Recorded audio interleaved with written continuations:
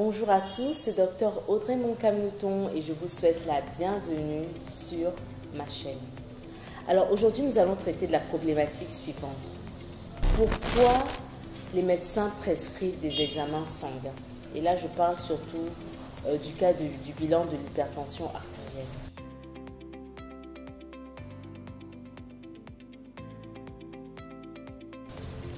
Très souvent, on a des malades, dès qu'on leur dépiste leur hypertension, on les met sous traitement et ils se demandent mais pourquoi on nous demande toutes ces kyrielles d'examen, ça coûte cher. Et c'est vrai qu'il est important que nous, médecins, que nous, spécialistes, on prenne le temps d'expliquer aux patients l'intérêt de faire ces examens et de faire tout examen prescrit. Alors, dans le cadre de l'hypertension artérielle, vous savez que c'est un puissant facteur de risque cardiovasculaire, c'est le plus fréquent, d'accord? 90% de la consultation des cardiologues, le problème c'est l'hypertension artérielle. Et c'est une maladie qui peut se compliquer parce que justement, elle affecte différents organes. Et il est important, avant de commencer le traitement, de savoir en fait quel est l'état de vos organes parce qu'il y a des médicaments qui ne sont pas compatibles avec un rein défaillant, il y a des médicaments qu'il faudra rajouter si vous avez un cholestérol élevé, il y a certains thérapeutiques qu'il faudra appliquer chez vous si vous êtes hypertendu et diabétique, si vous êtes hypertendu et vous avez la goutte.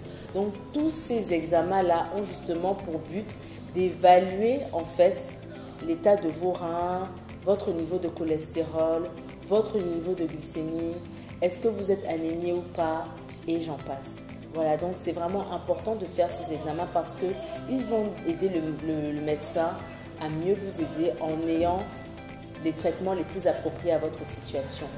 L'autre chose, les examens sanguins sont aussi importants pour surveiller le traitement. Vous savez, ce sont des médicaments qu'on vous administre. Donc, parfois, certains peuvent produire des effets secondaires. Certains médicaments peuvent créer des soucis, d'accord, qui ne sont pas forcément visibles à l'examen physique ou à l'œil nu. D'où l'importance, justement, de faire ces examens de manière aussi souvent que le médecin le demandera. Mais dans le contrôle d'un patient hypertendu, c'est chaque fois, c'est une fois par an en moyenne, s'il n'y a pas de complications. Voilà, c'était tout. C'était juste pour vous montrer l'utilité de faire ce type d'examen. J'espère que vous avez apprécié cette vidéo. Si tel est le cas, likez. J'attends vos commentaires.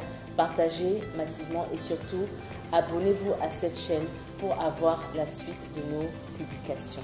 Je vous souhaite une bonne journée et surtout, plus que tout, gardez votre cœur. À bientôt.